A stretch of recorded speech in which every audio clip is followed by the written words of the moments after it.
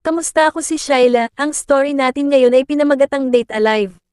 Tungkol ang anime sa lalaki na maraming nakaka-date. Kaya, mapapasana all ka talaga. Kung nagustuhan mo ang kwento, please like and subscribe. Simulan na natin. Nag-umpisa ang kwento sa isang massive spacequake sa gitna ng Eurasia. 30 years ago ang nakalipas na nagresulta sa 150 milyong pagkamatay. There were 150 million victims. Ngayon punta na tayo sa kasalukuyan, may batang babaeng batak ang ginigising ang kuya niya, ang pinakilalang si Katori. Habang si Shido naman ay natutulog. Kinukulit siya nito kaya kinupal niya ito. Pagbaba niya ay nakita niyang traumatized na si Katori kaya naman tinakot niya ulit ito. Another trauma na naman si Katori. Maya-maya ay nanunood na si Katori ng balita. At dito ay pinaliwanag na ang disaster sa kanila ay tinatawag na spacequake. At napapadalas ito mula pa noong nakaraang buwan at dito nga ay sabay silang pumasok sa school. At bago maghiwalay ay nag-usap na dito magkita pagkatapos ng klase para sabay na umuwi. Sabay pinakita ang dalawang Mari test, panay negative ang bukang bibig nito, sabay dating din ito Nomaki na sinabing natutuwa ako makita ka. Mari test pa more. They say that's so lame. Sabay may nakita silang babae na nagtatago sa poste, sabay pinag-usapan din ito. Pagpasok sa classroom ay magkaklase pala sila nito Nomaki. At sinabing girlfriend niya sa isang dating app ang kapatid niyang si Katori na kinagulat ni Shido.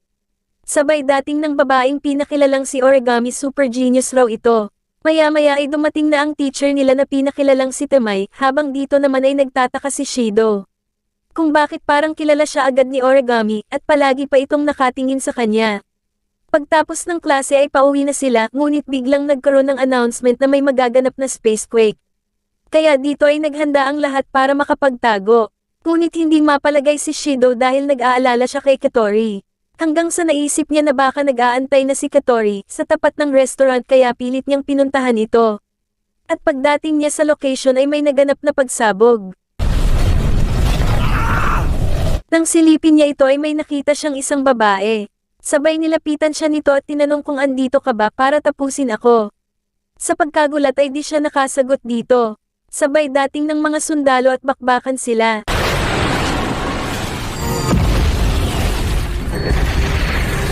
At napansin ni Shido na malungkot ang muka ng babae. Paglapit ng sundalo ay namuka ni Shido na si Origami ang isa sa mga sundalo. Sa tindi ng labanan ay nawalan siya ng malay at paggising niya ay nasa kampo siya at kasama ang nagpakilalang si Officer Rain. Tinanong niya dito kung nasaan ang kapatid niyang si Katori. Ngunit nagulat siya nang malamang si Katori, ang commander. Dito ay pinakitang nakabalik na ang mga nakipagbakbakang sundalo.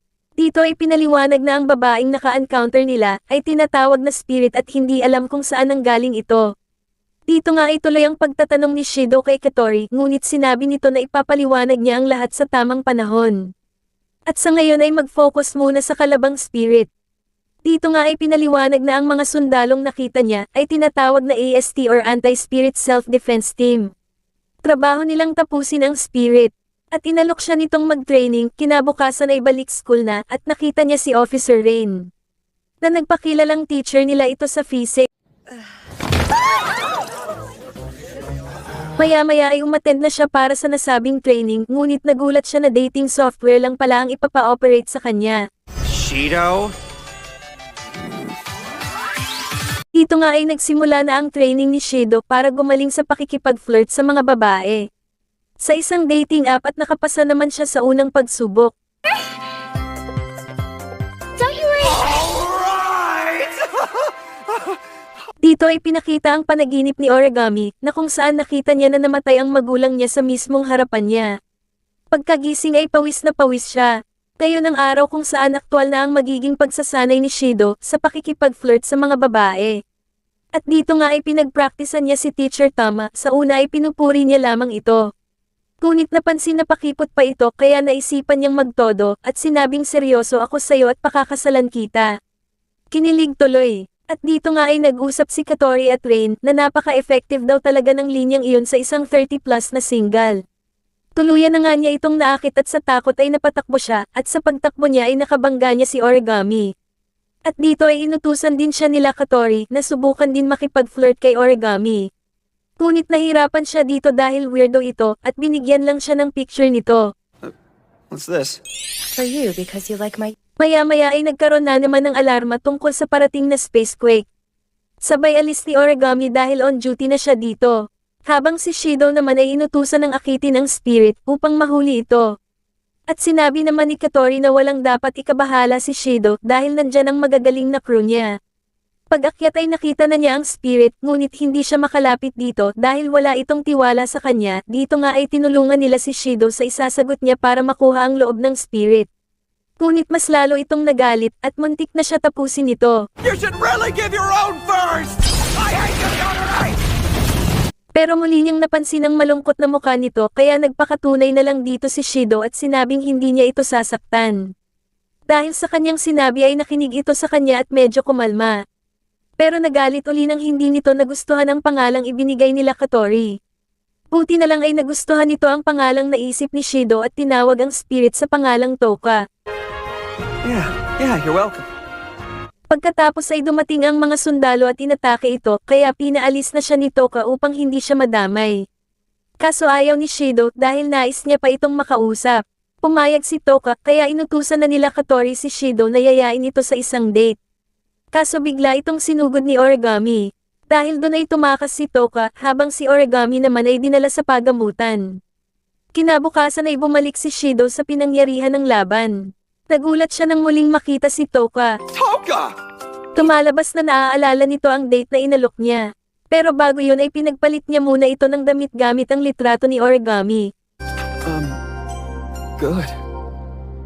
Dito ay nag-date na nga sila ni Shido at kapansin-pansin na ignorante ito sa lahat ng bagay.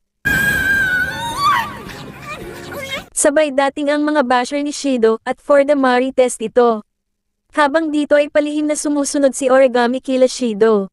At nagtataka kung bakit hindi nagkakaroon ng spacequake or pagsabog sa paligid. At dahil dito ay mas nag-obserba pa siya. Nag-usap si Shido at Toka tungkol sa mga nagaganap sa tuwing magpapakita si Toka sa isang lugar. Ang spacequake or pagsabog ang tinutukoy niya rito ngunit hindi rin ito mapaliwanag ng maayos ni Toka. Kaya nagduda si Shido kung spirit ba talaga ang gumagawa ng spacequake. Tiyaya ulit siya nitong kumain kaso paubos na ang pera ni Shido. Nagtataka sina Origami kung bakit hindi naka-armor ang spirit at dahil dito ay gigil nang umatake si Origami. Ngunit sinaway ito dahil maraming tao. Wala ng pera si Shido para sa magastos na pakikipag-date kay Toka at buti ay dumating si Tonomaki at pinahiram siya ng pera nito. A lot has happened lately. Let me know how it goes. See you later, bud. Pagpasok sa loob ng restaurant ay nagulat si Shido nang ang mga empleyado rito ay sina Rain at Katori ngunit obvious ang reaksyon niya kaya binanatan siya nito. Malakas kumain si Toka kaya inalok ito ng maraming pagkain ni Katori para daw mas makuha ang loob nito. Sabay binulungan ni Katori si Shido na pagtapos ay dalhin ito sa South Bay area at doon ipagpatuloy ang date nila. Dahil nagpa-set up ng mga libreng pagkain at palaro doon si Katori. At dito nga ay labis na naging masaya si Toka at dahil dito ay parang nahuhulog na ang damdamin para kay Shido. What's that? There's so much food we have to try. Samantalang dito pinakitang gigil na sa pag-atake si Origami. Kinahapunan ay labis ang tuwa ni Toka at nasabi ni Toka na napakaganda ng mundong ito. At kung siya ang magiging dahilan ng pagkasira nito ay willing siyang umalis dito kahit gustong-gusto niya pa magstay dito. Pero tutol dito si Shido at sinabing naniniwala akong hindi ikaw ang dahilan ng pagkasira dito. At kung magkaganon man ay ako na lang ang sisihin dahil ako ang gustong magstay ka sa mundong ito. Napukaw talaga ang damdamin ni Toka dito at magyayakapan sana sila hanggang sa hindi napigilan ni Origami ang sarili at nabaril nito si Toka. Ngunit si Shido ang tinamaan. Labis na nagalit si Toka rito at sinugod si Origami. Na-traumatized din dahil ngayon lang siya nakapatay ng isang tao. I killed Shido Itsuka. Kill her. She must... Ngunit himalang gumaling ang sugat ni Shido at nabuhay ito. Na parang alam ni Katori kung paano nangyari ito kaya hindi ito nagulat. Samantala patuloy ang pag-atake ni Toka kay Origami ngunit biglang tumilapon si Shido papunta sa kanya at nagkayakapan sila. Dahil hindi makontrol ni Toka ang kapangyarihan ay sinabi ni Shido na maghalikan sila. All right, Toka, listen to me. We have to kiss now, okay?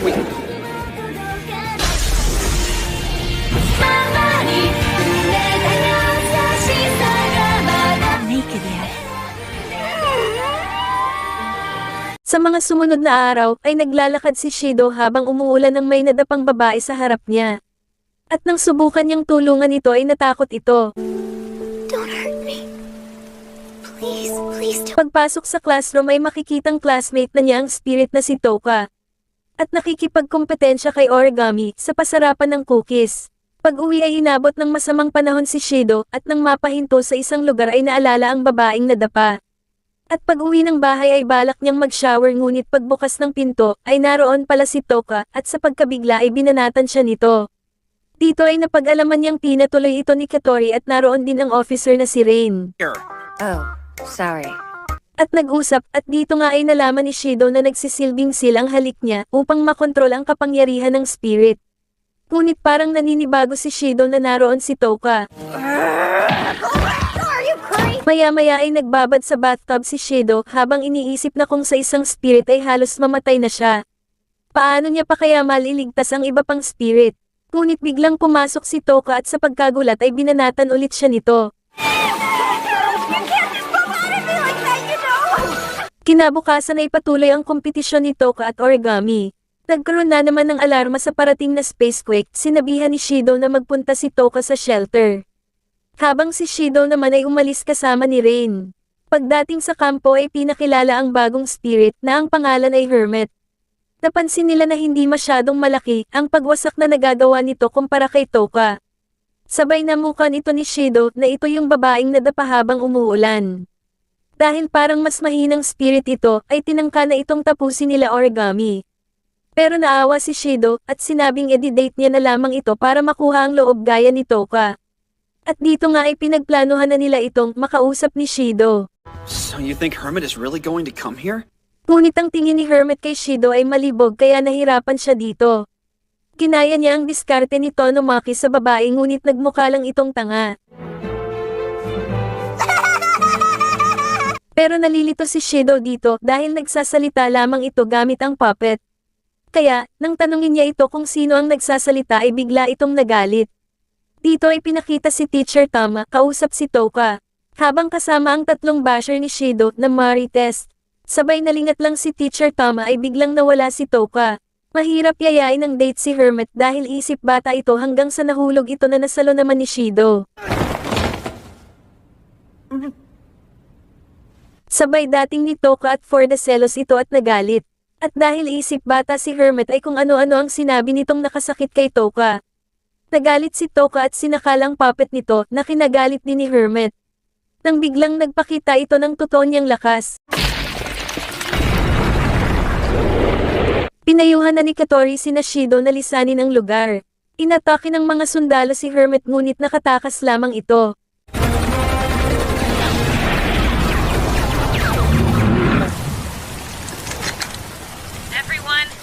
Kinabukasan ay galit pa rin si Toka kay Shido dahil sa nasaksihan kahapon at ayaw nito lumabas sa kwarto.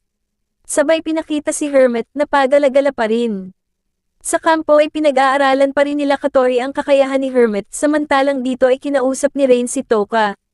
Tungkol sa pagseselos nito sa nakitang halikan nila Shido at Hermit. Pinaliwanagan ni Rain si Toka sa mga nangyari at tinuruan ito sa mga normal na nararamdaman ng isang tao. Habang si Shido naman ay naglalakad ay nakita nito si Hermit, tatakbo sana si Hermit ngunit sinabi ni Shido na hindi niya ito sasaktan. At dito nga ay nagsalita na rin ito at nalaman niyang Yoshino talaga ang pangalan nito. At codename niya lang ang Hermit. Tinawagan si Shido ni Katori at sinabing samantalahin ang pagkakataon para malaman ang mga detalye tungkol kay Yoshino. Dahil dito ay inimbita ito ni Shido sa bahay. Your hero? Oh, yes. Nagtanong si Shido tungkol sa kaibigang puppet ni Yoshino na tinuturing niyang hero. Para kunin ang loob nito at medyo mabisa ito. Oh, well, no one's ever said that before. Dito ay napansin din ni Katori ang strategy ni Shido at dahil dito ay alam na nila ang kahinaan ni Yoshino. Pagkatapos kumain ay nagpatuloy ang pakikipag-usap ni Shido tungkol sa puppet. At nakuha niya ang loob nito nang sabihin niyang tutulungan niya itong mahanap ang nawawalang puppet. At sinabing siya muna ang magiging hero para kay Yoshino. Nang mauto ito ay sinubukan niya ng isil ito gamit ang halik. You know, a kiss is when you get really close and touch each other's lips. Ngunit biglang dating si Toka kaya nabigo ito at for the selos si Toka. Sabay tawag ni Katori na pinapunta si Shido sa apartment ni Origami. At sinabing possible na nakuha nito ang puppet at sinabing hanapin ito. Pagpunta doon ay nailang siya ng una dahil weirdo si Origami. Nang maligo ito ay sinamantala ni Shido para hanapin ang puppet at swerteng nakita niya ito. Pagtapos maligo ni Origami ay nagulat sa nang una dahil nakatapis lamang ito na nakipag-usap sa kanya.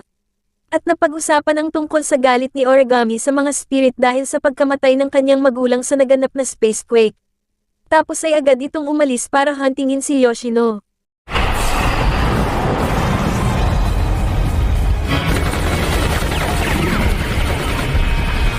Dito nga ay bakbakan na, sa gitna ng labanan ay lumitaw si Shido para sana ipakita ang puppet at pakalmahin si Yoshino. Ngunit ipal si Origami na inatake si Yoshino.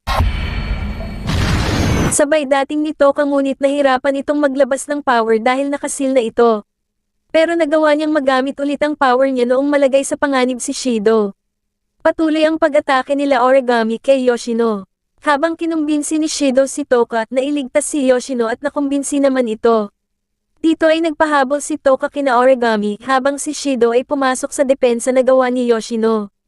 Kahit nasugatan ay nagawa niya paring makapasok dito. Pinagaling naman siya ni Yoshino sabay pinakita ni Shido ang puppet at hiniling ang halik para maisil ito. Too.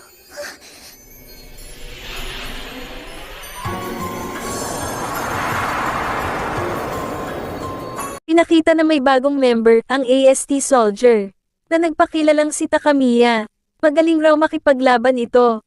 Ngunit nang pinanood nila ang eksena sa paghuli kay Yoshino, ay nagulat ito nang makita sa video si Shido. Na pinagtakahan naman ni Origami. Pagpasok sa classroom ay may bagong transfer student. Nagandahan sila dito at nagpakilala itong si Kurumi. Pero nagulat sila Shido nang sabihin nitong siya ay isang spirit. At sinabing gusto niya ng isang tao na maglilibot sa kanya sa buong campus dahil hindi niya pa kabisado rito. Sabay volunteer ang kupal ngunit for the busted kaagad ito. For the lapit kay Shido at sinabing si Shido lang sapat na. Maya-maya ay inililibot na nga ni Shido si Kurumi sa campus. Habang dito naman ay iniimbestigahan na nila Katori si Kurumi dahil nagpakilala itong isa sa mga spirit. You were such a romantic. Inutusan na nila Katori si Shido na makipag-flirt kay Kurumi para makuha ang loob nito. Ngunit mapang-akit na babae si Kurumi kaya nahirapan siya dito. That's good enough, thanks. You're so Sabay dating nila Origami at Toka na kanina pa pala for the Mari test ang mga Fursen. Nagselos ang dalawa kay Kurumi kaya naman nagpa-cute din ito. and he's kicking in too. Or what? Habang pinakita ang tatlong basher ni Shido na nagulat. Kinahapunan ay tuloy pa rin ang pang-aakit ni Kurumi kay Shido. Hanggang sa naisip ni Shido na delikadong spirit si Kurumi. Habang naglalakad si Kurumi ay may nabangga siyang mga kupal. Oh my gosh, I'm sorry. I guess I didn't see you there. Yeah. At malibog ang mga ito na inaya siya makipagbengbang sa Gedli. At nangyari ang kagustuhan nila na kainin sila ni Kurumi. Ngunit ito'y literal. For the sigaw ang mga Fursen. Sabay dating ng sundalo na si Takamiya. Naglalakad sina Shido nang makasalubong si Takamiya na kagagaling lang sa pakikipaglaban kay Kurumi. At nagulat si Shido nang tawagin siya nitong kuya. Pag-uwi ng bahay ay nagpakilala na nga itong kapatid ni Shido na kinagulat ng lahat. Dito ay nag-usap sila tungkol sa pamilya nila at nalamang ampun lang si Shido na ang tunay niyang kapatid ay si Takamiya. Kaso for the selos si Katori at sinabing siya na raw ang kapatid nito. Bago magpaalam si Takamiya ay sinabi nitong may trabaho pa siya pero hindi niya sinabi kung ano ang work niya. Kinabukasan ay wala si Kurumi at nagtataka sila Toka dahil dito. Ngunit sinabi ni Origami na hindi na raw ito magpapakita kahit kailan. Nang biglang dating ni Kurumi na labis kinagulat ni Origami. Sabay nagchat si Katori kay Shido na pinapapunta siya sa physic room. Pagdating sa physic room ay pinakita kay Shido ang video ng paglalaban ni Takamiya at Kurumi. At makikita rito na tinapos na ni Takamiya si Kurumi na pinagtakahan nila dahil buhay ito at nakapasok pa. Samantalang tinanong ni Origami si Kurumi kung bakit ka andito at ang sinagot naman ni Kurumi ay para kumain. Ngunit biglang inatake ni Kurumi si Origami. We're on you. Try to calm yourself down. For the tapos muna ako dito, at kung umabot ka dito i-comment lang ang for the part 2. Thanks for watching.